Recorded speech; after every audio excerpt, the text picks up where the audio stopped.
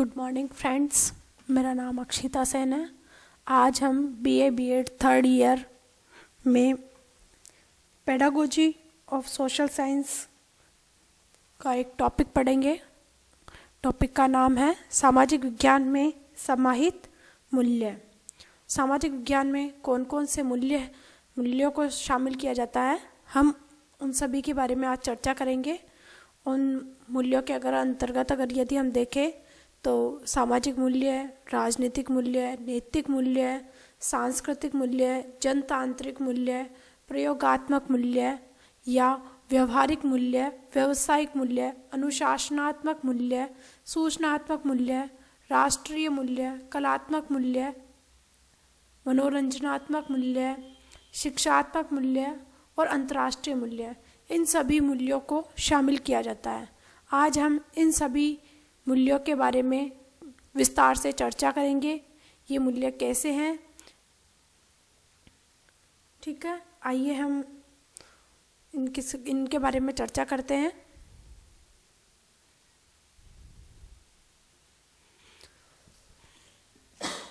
सामाजिक विज्ञान में समाहित मूल्य।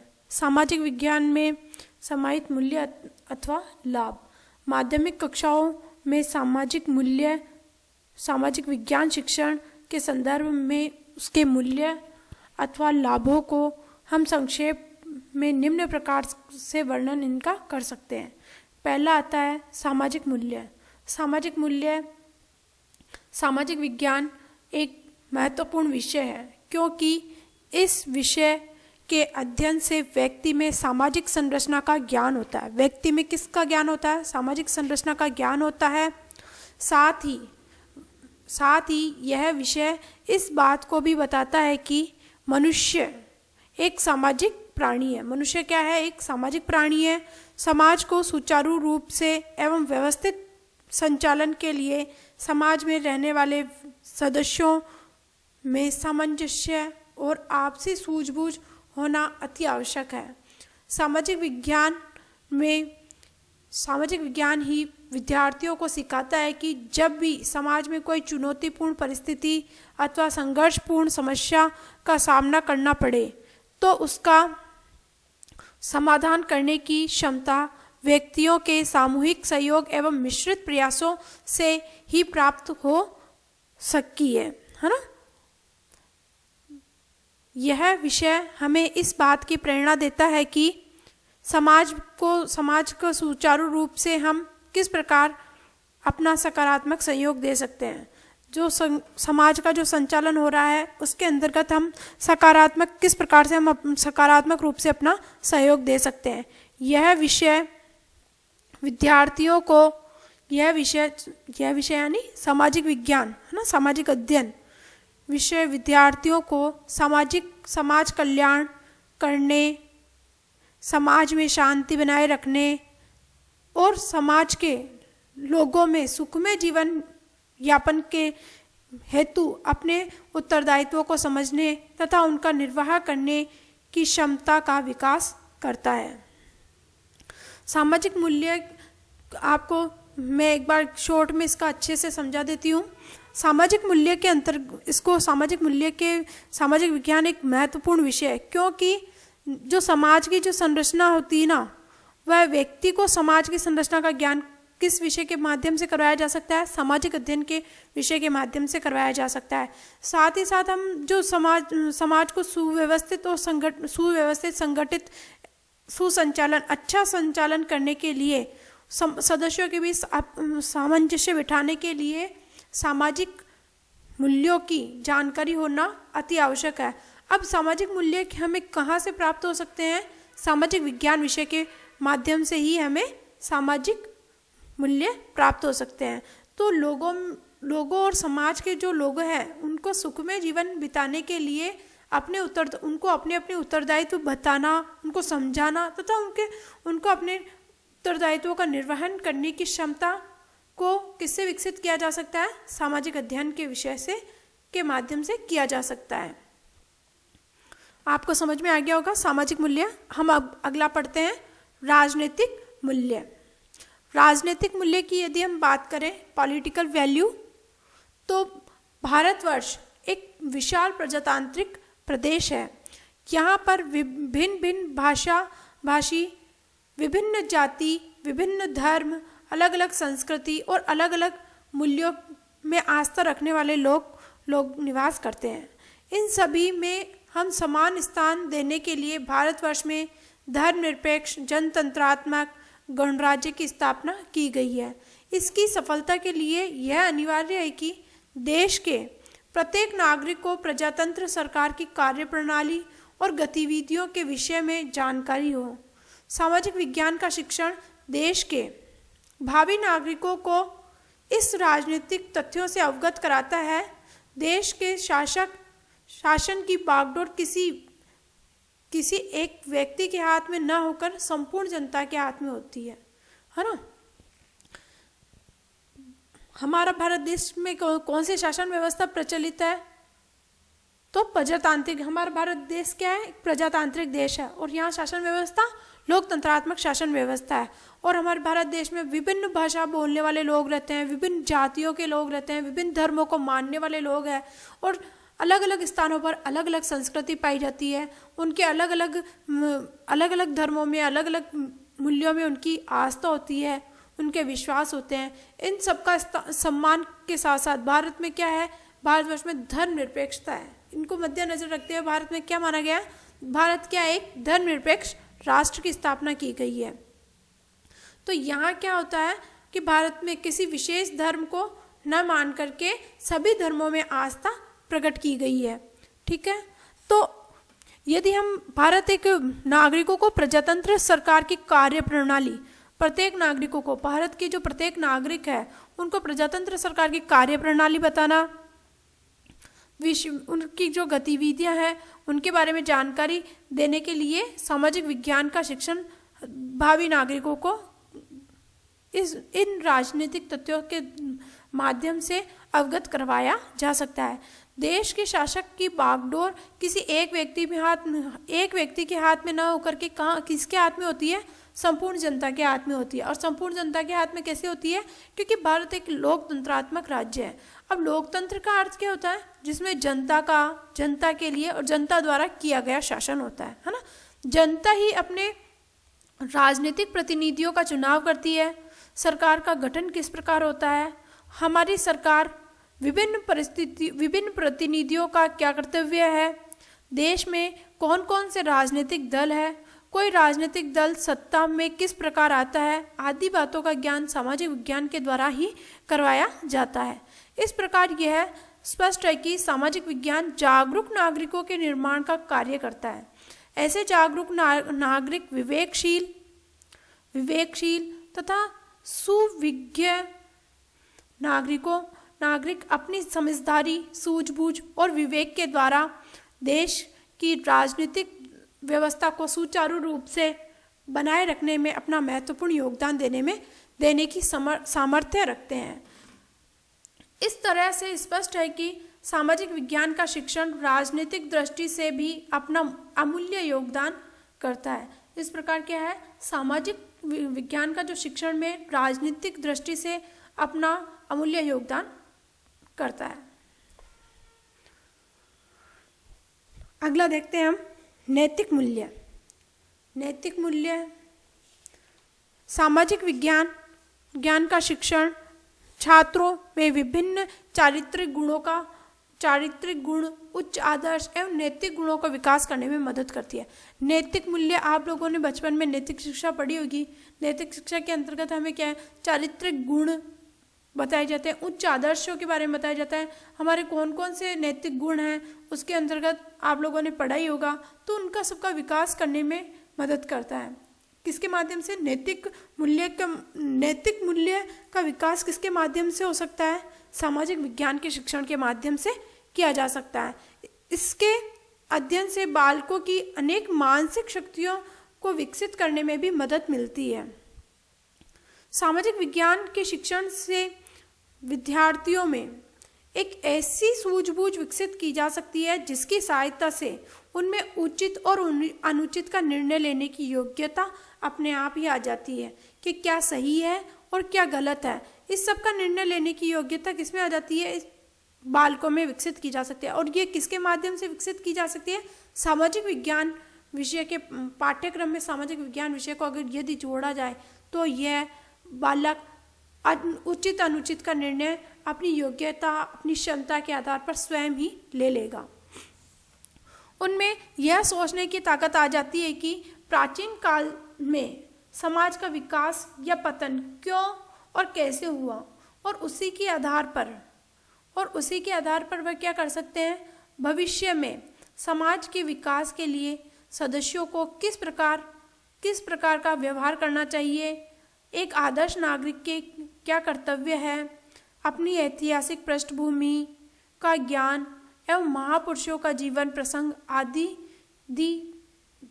बच्चों के चारित्रिक एवं नैतिक विकास में महत्वपूर्ण भूमिका का पालन करते हैं। तो यदि बालकों में यदि हमें इस नैतिक मूल्यों का विकास करना है, नैतिक मूल्य यानी मॉरल वैल्यू, सामाजिक विज्ञान में का जो शिक्षण होता है, इसके माध्यम से छात्रों में हम विभिन्न प्रकार के बालकों में चारित्रिक गुणों का विकास कर सकते हैं। कि किस प्रकार से वो अपना चरित्र को उत्तम बनाएं, किस प्रकार से उच्च आदर्शों को अपनाएं, किस प्रकार से वह नैतिक गुणों का विकास करे। तो ये किसके माध्यम से संभव है? सामाजिक विज्ञान शिक्षण के माध्यम से।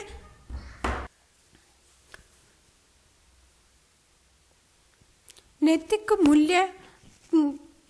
मूल्यों का विकास हम सामाजिक विज्ञान के माध्यम से कर सकते हैं। सामाजिक विज्ञान में हम इसके अंतर्गत यदि हम देखें कि प्राचीन काल में जो समाज का विकास कैसे हुआ था, या समाज का पतन किस प्रकार से हुआ, क्यों हुआ, उसके क्या कारण रहे, उसी के आधार पर हम क्या कर सकते हैं, भविष्य में जो आने वाला जो समाज है उसके विकास के लिए सदस्यों को क्या कार्य करने चाहिए, किस प्रकार का व्यवहार करना चाहिए, ये सब इसके माध्यम से हम उन्हें समझा सकते हैं।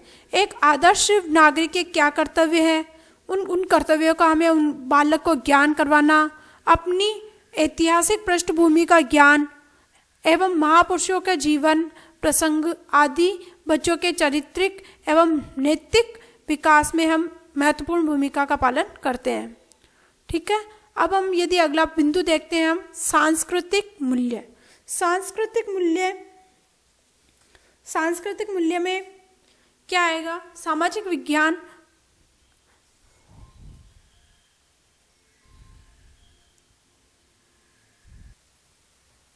हम बात कर रहे थे सांस्कृतिक मूल्य की। तो अगर यदि हम सांस्कृतिक मूल्य की यदि हम बात करें तो सामाजिक विज्ञान में विद्यार्थियों को अपनी प्राचीन एवं वर्तमान संस्कृति को जानने,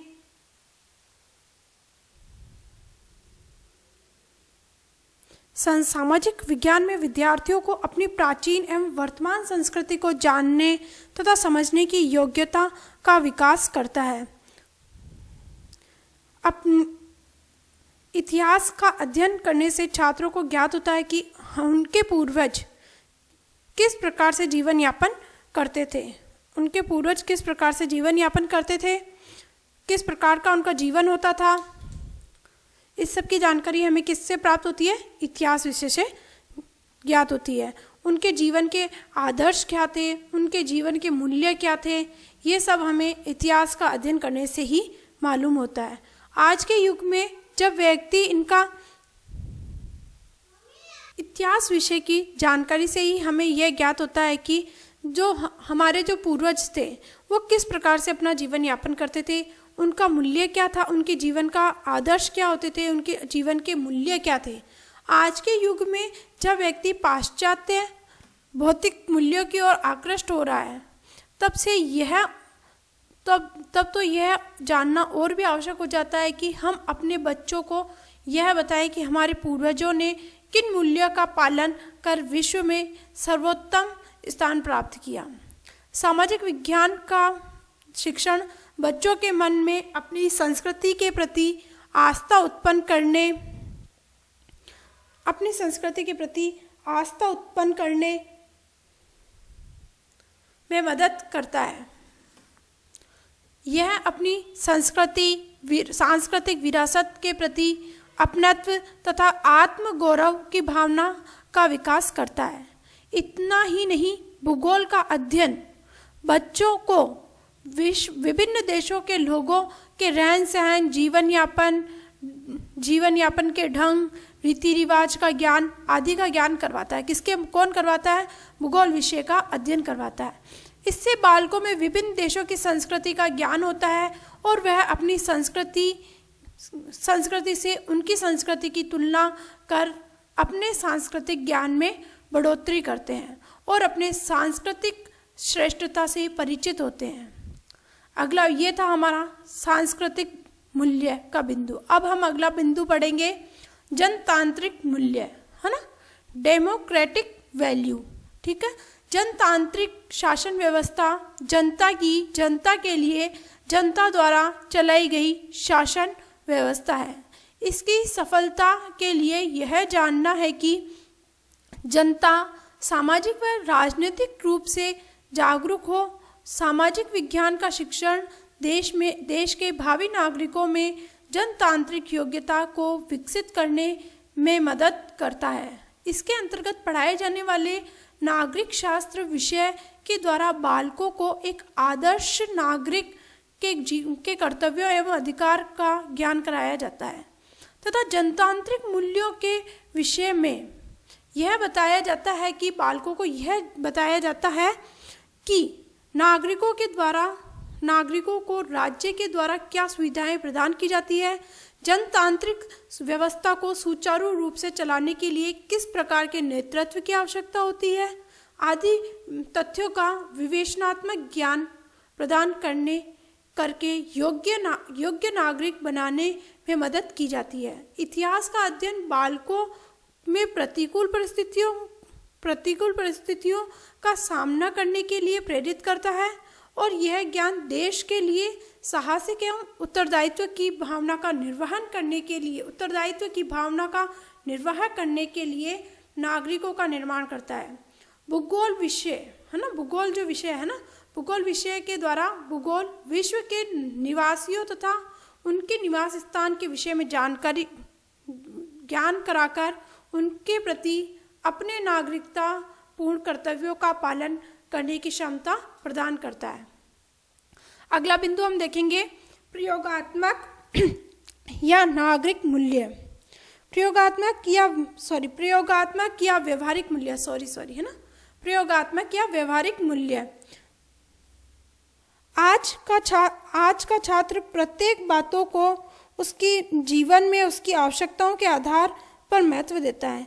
आज जो बालक है वो प्रत्येक बातों को उतना ही महत्व देगा जितना उसके जीवन में आवश्यक है।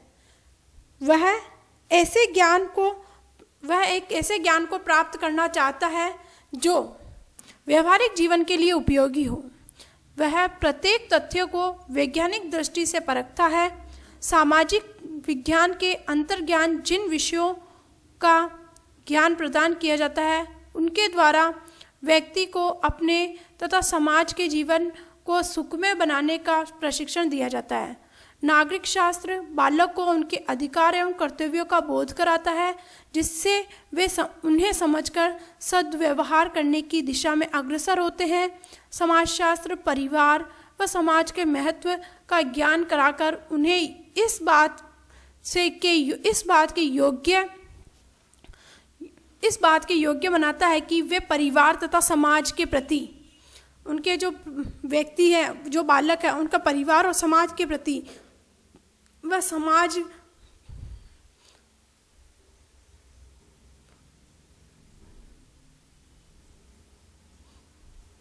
अपने उत्तरदायित्वों को वह ठीक प्रकार से उनका पालन कर सके, वह किस प्रकार से अपने उत्तरदायित्वों को निभा सके, है ना। इतिहास पूर्वजों के द्वारा की गई त्रुटियों का ज्ञान कराकर उनकी पुनरावृत्ति न करने के लिए प्रेरणा प्रदान करता है। भूगोल प्राकृतिक संतुलन बनाए रखने के लिए प्रकृति से छेड़छाड़ न करने तथा प्राकृतिक संपत्ति के सदुपयोग के लिए प्रेरित करता है। किस प्रकार से भूगोल हमें प्रेरित करता है कि हमें प्रकृति से छेड़छाड़ नहीं करनी चाहिए, प्राकृतिक संपत्ति का हम किस प्रकार से सदुपयोग कर सकते हैं। इस प्रकार से स्पष्ट है कि सामाजिक विज्ञान का शिक्षण बालक के व्यवहारिक जीवन को सही दिशा में आगे बढ़ाने के लिए एक मजबूत प्रकाश स्तंभ का कार्य करता है। अगला बिंदु आता है व्यावसायिक मूल्य। व्यावसायिक मूल्य की यदि हम बात करते हैं तो व्यावसायिक दृष्टि से भी सामाजिक विज्ञान अपनी महत्वपूर्ण भूमिका का निर्वाह करता है। जीवन में आत्मनिर्भर होने के लिए बालक में वैज्ञानिक दृष्टिकोण का विकास आवश्यक है। इतिहास विषय बालक में खोज करने, ऐतिहासिक सामग्री एवं तथ्य को एकत्रित करने, उन्हें उचित प्रकार से संजोकर रखने, उनका विश्लेषण करने तथा उनका निष्कर्ष निकाल सकने की क्षमता उत्पन्न करता है, जो भी किसी व्यवसाय में सफल होने के लिए आवश्यक है। भूगोल विषय शक्तियों के साधनों, खनिज पदार्थों, कच्चा माल, जलवायु, धरातल, कृषि के साधन, संचार के साधन, वायु मार्ग, रेल मार्ग आदि का ज्ञान कराता है, जो कि कृषि उद्योग एवं व्यापार आदि में सफल होने के लिए आवश्यक है। अर्थशास्त्र की मांग, पूर्ति, बैंकिंग प्रणाली, कर प्रणाली, व्यापार के नियम आदि के विषय बताता है। इसके ज्ञान से व्यावसायिक सफलता प्राप्त करने में मदद मिलती है। इस प्रकार सामाजिक विज्ञान का शिक्षण सफल जीवन यापन में अपना सहयोग प्रदान करता है। अगला बिंदु आता है अनुशासनात्मक मूल्य। सामाजिक विज्ञान विषय के अंतर्गत इतिहास, भूगोल, नागरिक शास्त्र, अर्थशास्त्र आदि विषयों का सम्मिलित रूप से अध्ययन कराया जाता है। इन विषयों के अध्ययन से चिंतन शक्ति,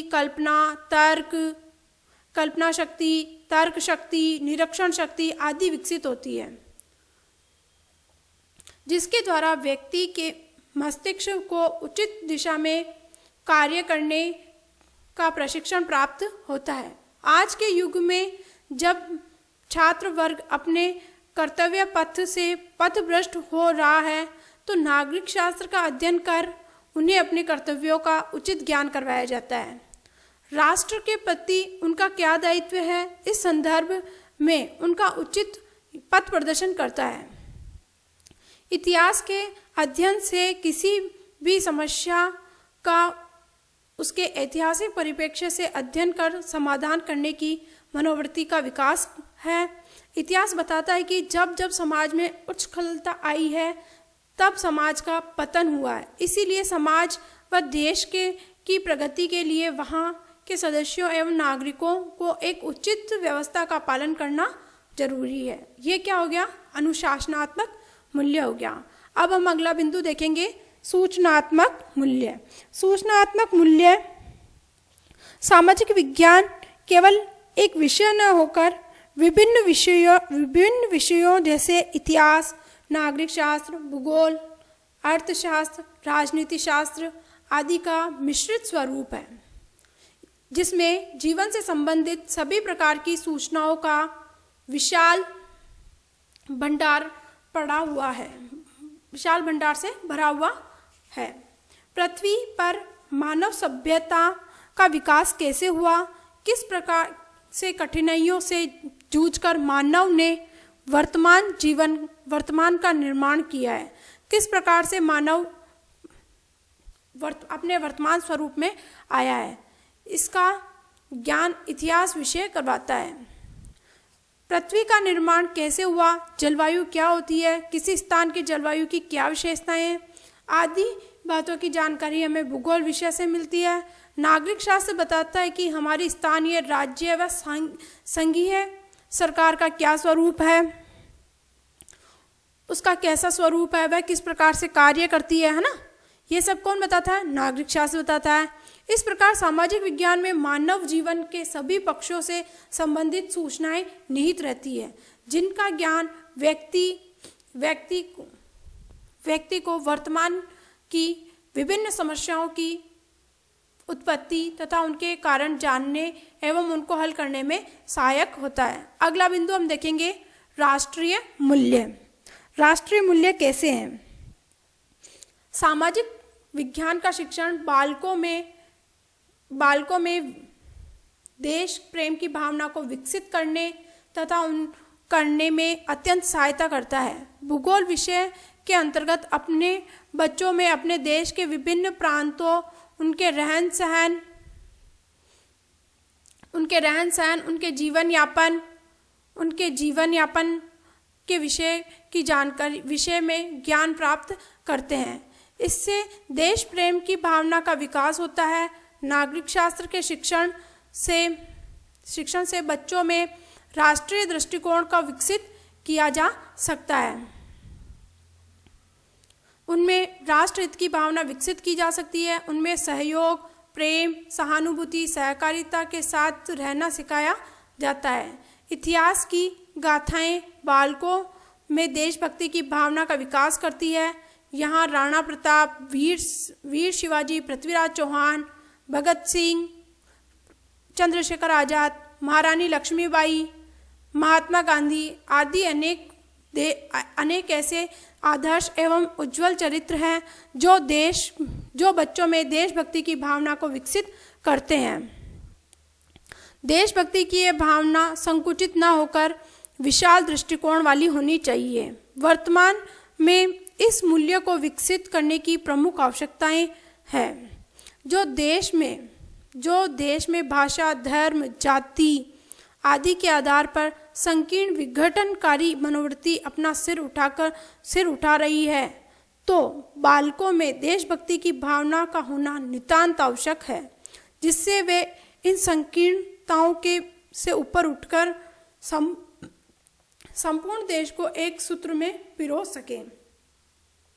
राष्ट्रीय मूल्य से आप लोगों को यह जानकारी मिलती है कि किस प्रकार से हम हमारे आने वाली जो पीढ़ी है, आने वाले जो बालक है, उनमें हम देशभक्ति की भावना को विकास कर सकें। किस प्रकार से कर सकते हैं? हम इतिहास की गाथाएं के द्वारा, इतिहास की जितने भी हमारे महापुरुष हुए हैं उनकी जीवनियों के द्वारा, और राष्ट्र हित के लिए जो कविताएं आती है उनके माध्यम के द्वारा, है ना, इन सब के माध्यम के द्वारा हम क्या कर सकते हैं? हम हमारे राष्ट्रीय मूल्य को विकसित कर सकते हैं। बालकों में देश प्रेम की भावना को विकसित करना बहुत आवश्यक है। यदि हम उन्हें हमारे देश प्रेम की भावना से नहीं जोड़ेंगे तो उन्हें पता ही नहीं चलेगा कि हमने किस प्रकार से आज़ादी प्राप्त की है, किस प्रकार से हमारे पूर्वजों ने अपना जीवन बिताया है, कितनी उन्होंने अपने बलिदान दिए हैं, तब जाकर हमें क्या मिली है? आज़ादी मिली है। तो हमें राष्ट्रीय मूल्यों का विकास करने के लिए सामाजिक विज्ञान का शिक्षण बालकों में करवाना अत्यंत आवश्यक है। अगला बिंदु आता है कलात्मक एवं मनोरंजनात्मक मूल्य। कलात्मक एवं मनोरंजनात्मक मूल्य से आप, जैसा कि आप बिंदु से समझ रहे हैं कि कलात्मक यानी बच्चों में कला को विकसित करना, मनोरंजन करना, है ना, इन सब मूल्यों को भी स्थान दिया जाना चाहिए। आज के युग में शिक्षण प्रक्रिया क्रिया केंद्रित है। शिक्षण प्रक्रिया कैसी हो गई है? क्रिया केंद्रित करने पर बल दिया जाता है। सामाजिक विज्ञान के अंतर्गत बालकों को इतिहास, भूगोल, नागरिक शास्त्र आदि से संबंधित अनेक प्रकार के चित्र, मॉडल, मानचित्र, चार्ट बनाने होते हैं, जिनमें छात्रों को अपनी कलात्मक अनुभूतियों को व्यक्त करने का अवसर प्राप्त होता है। इतिहास अध्ययन कराते समय शिक्षक उन संगीतज्ञों, मूर्तिकारों, चित्रकारों, शिल्पकारों एवं साहित्यकारों, कवियों तथा लेखकों के विषय में बच्चों को बताता है ना।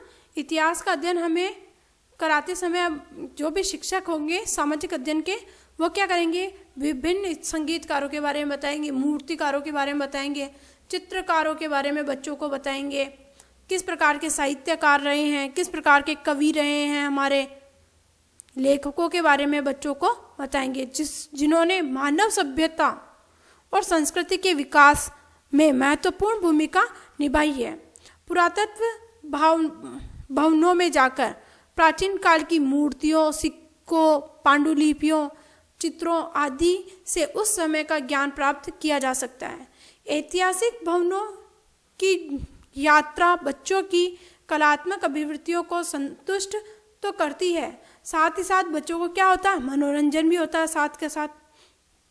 भूगोल विषय में भूगोल विषय में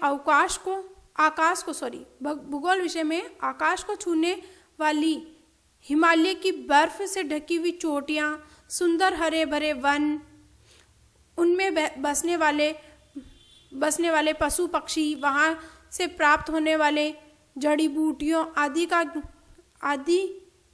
आदि का ज्ञान है ना, कल कल करती हुई नदियाँ, झरने, विशाल सागर आदि का वर्णन बालक की कल्पनात्मक भावना को जागृत करता है ना।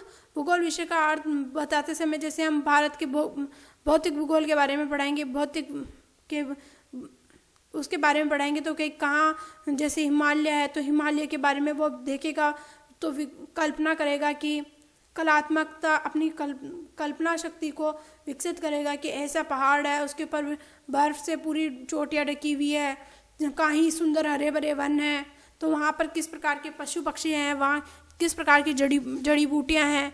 इस सब से क्या करेगा, बालक की कलात्मक भावना को जागृत किया जा सकता है। जिस तरह मिट्टी के नमूनों का संग्रह करके, चट्टानों के नमूनों का संग्रह करके, टिकट का संग्रह करके, सिक्कों आदि का संग्रह करके बच्चों में रुचि विकसित कर उनकी कलात्मक रुचियों को विकसित किया जा सकता है, इसी प्रकार अभिरुचियाँ बालकों के अवकाश के समय का सदुपयोग करती है, साथ ही साथ उनमें मनोरंजन भी करती है। विभिन्न स्थानों की यात्रा बच्चों का मनोरंजन के साथ साथ उनके ज्ञान में भी वृद्धि करती है तथा उनके प्राकृतिक सौंदर्य का वास्तविक दर्शन भी कराती है। ये तो हो गया कलात्मक एवं मनोरंजनात्मक मूल्य। अब अगला आता है शिक्षात्मक मूल्य। ये यहाँ तक कलात्मक मूल्य एवं मनोरंजनात्मक मूल्य तक तो आपको समझ में आ गया होगा। अब हम अगला बिंदु पढ़ेंगे, शिक्षात्मक मूल्य। शिक्षात्मक मूल्य की यदि हम बात करें तो शिक्षा क्या है, एक सौउद्देश्यपूर्ण प्रक्रिया है जिसका मुख्य लक्ष्य बच्चों के ज्ञान में वृद्धि करने के साथ साथ उनके सर्वांगीण विकास करना है। सच्ची शिक्षा बच्चों के व्यक्तित्व के सभी पक्षों को विकास करने में मदद करती है। सामाजिक विज्ञान का शिक्षण इस उद्देश्य की प्राप्ति में महत्वपूर्ण भूमिका का पालन करता है। इसके अंतर्गत हम मनुष्य की भूतकालीन तथा वर्तमान काल की सामाजिक, आर्थिक, राजनीतिक, धार्मिक, प्राकृतिक और सांस्कृतिक सभी समस्याओं का अध्ययन करते हैं, जो विद्यार्थियों के व्यक्तित्व के सभी पक्षों को प्रभावित करती है और उनमें ऐसी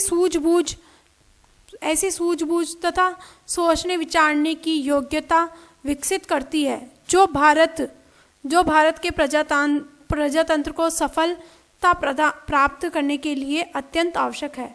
ऐसे नागरिकों का निर्माण करती है जिसमें अनुशासन, सहिष्णुता, सहानुभूति एवं सामाजिक चेतना हो, जो देश की सभी समस्याओं का समाधान करने में अपना सक्रिय योगदान दे सके।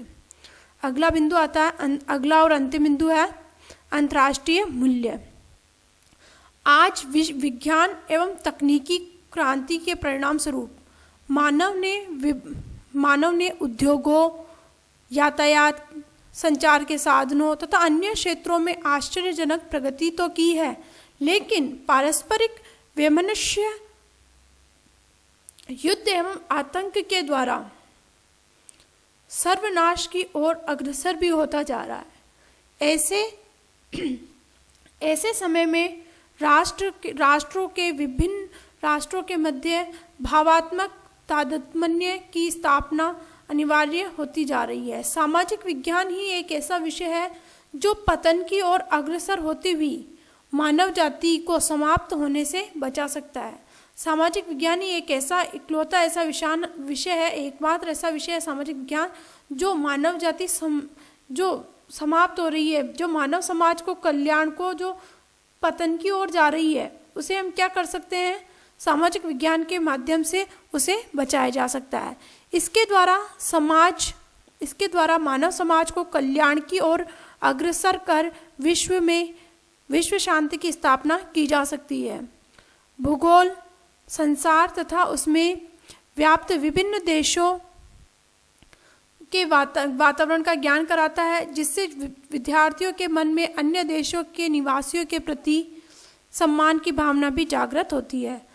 संसार के सभी देश अपनी आवश्यकता की पूर्ति के लिए एक दूसरे पर निर्भर रहते हैं। अपने यहाँ बना हुआ माल दूसरे देशों में भेजकर वहाँ से व्यापार करके एक दूसरे की मदद करते हैं। संकट के समय एक देश दूसरे देश की किस प्रकार सहायता करता है, यही जानकारी सारे विश्व को कुटुंब समझने के लिए मजबूर करती है। यह एक स्वाभाविक तथ्य है कि यदि किसी स्थान की स्थिति का उचित ज्ञान होता है तो वहाँ पर घटित होने वाली सभी हमारी घटनाओं हमारी रुचि हो जाती है। भूगोल हमें विभिन्न स्थानों का बोध कराता है और वसुधैव कुटुंबकम की भावना को सत्य सिद्ध करता है। इतिहास हमें बताता है कि आज विभिन्न राष्ट्रों के बीच भावात्मक तादात्म्य में स्थापित होने से विश्व शांति का लक्ष्य पूरा हो सकता है। विश्व का इतिहास बालक को बताता है कि किस प्रकार विभिन्न देशों में अनेक प्रकार के रहन सहन के तरीके अपनाए गए हैं और किस प्रकार से आज की सभ्यता और संस्कृति का विकास हुआ है। स्वयं जियो और दूसरों को जीने दो का मूल मंत्र सामाजिक विज्ञान के शिक्षण के द्वारा ही विकसित किया जा सकता है। यह हो गए अंतर्राष्ट्रीय मूल्य। तो आप लोगों को सामाजिक विज्ञान में समाहित मूल्य के बारे में पता चल गया होगा कि हमें किस किन मूल्यों के बारे में सामाजिक विज्ञान के द्वारा उन्हें विकसित कर सकते हैं। फिर भी अगर यदि आपको कोई समस्या आ रही हो तो आप अपना जो भी आपकी समस्या है उसे कमेंट बॉक्स में लिखें। धन्यवाद।